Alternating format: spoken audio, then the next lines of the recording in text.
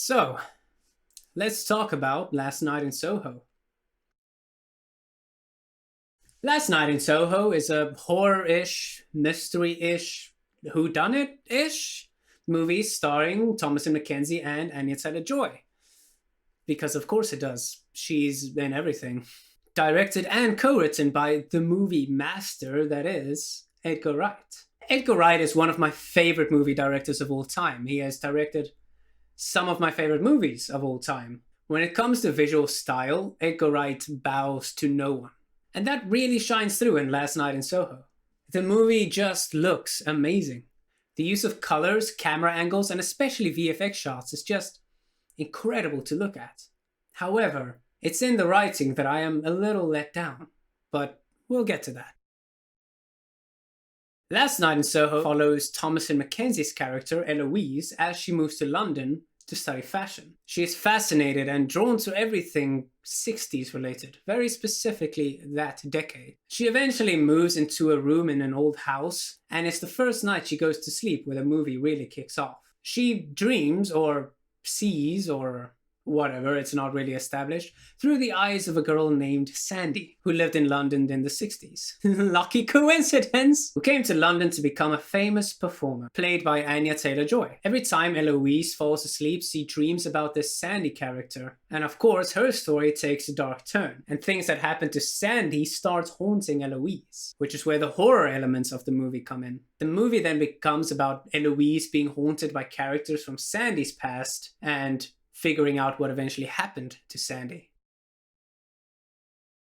Visually, this film is stunning.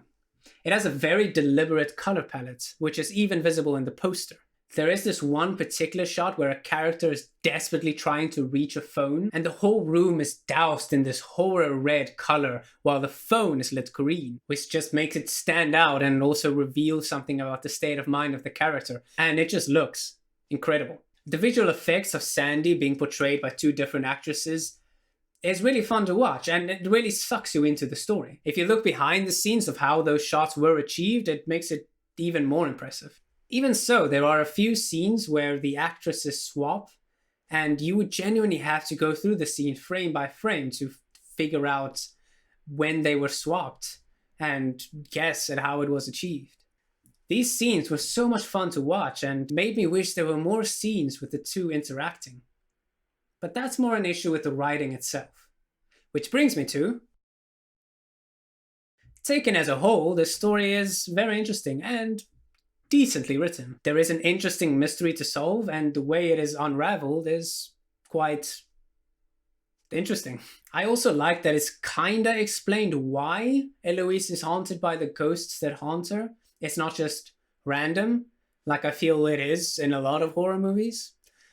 I really appreciated that. However, there were a few things about the plot that annoyed me a bit. There are a few small story beats which are so cliche at this point that I could call them before they happen. For example, when a character walks into a street, stops, turns around, and then suddenly it switches to this wide shot, they're gonna get hit by a car.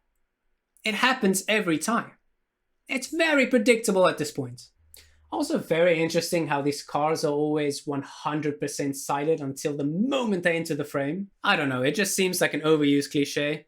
And it happened a few times in this movie where it would rely on some very overused cliches, and it's just very predictable. Another thing that disappointed me was the, what should I call it? The mechanic of how she transports back in time to spend time with this Sandy character. It's never explored. I can understand if the movie doesn't want to take 20 minutes to explain it with some deep backstory with centuries of lore and witches and magic or whatever. That's fine. But it also seems like Eloise is not perplexed by this at all. She just accepts it and goes along with it. She also never tries to find out what she can do while in this vision. It is shown later that Eloise can do things in this world, and the characters interact very minimally. Personally, I'm just intrigued by Eloise exploring the limits of these capabilities. But I understand if that's not really what the movie is about. However, I do think it would have served the story well if there were more scenes with the two interacting, or just forming an emotional bond, or just spending more time with Sandy in general. There is a scene late in the movie that assumes there's a strong emotional connection between Eloise and Sandy, at least from Eloise's side. But I didn't feel like it was quite earned. Maybe if there were a few more moments where we got to see Eloise experience the more private side of Sandy and connect with her over who Sandy is, instead of just what she does and how she looks and because she lives in the 60s. I think, though, that my biggest complaint with the movie is that Eloise doesn't do anything. She doesn't really drive the plot for like half of the movie. Things just happen to her. There are a couple of scenes where she's in some public setting, then starts getting haunted and has a freak out and runs away.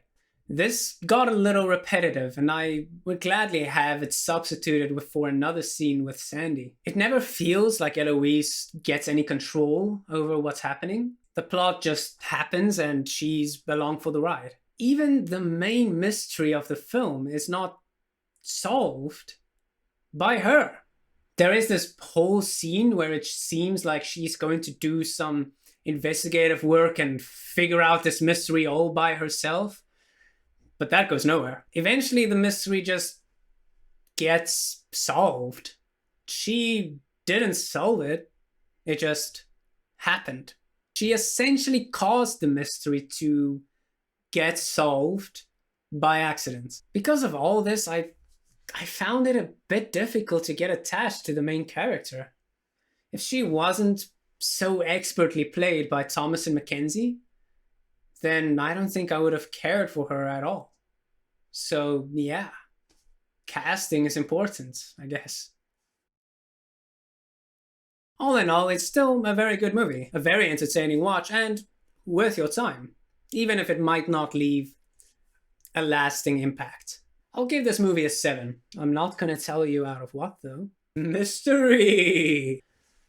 So, another horror movie starring Anya Taylor-Johnson. She's in most of them by now, I think. If you just say, I'm gonna make a horror movie, she just appears. It's like Beetlejuice. If you say it 3 times, I'm gonna make a horror movie, I'm gonna make a horror movie, I'm gonna make a horror movie,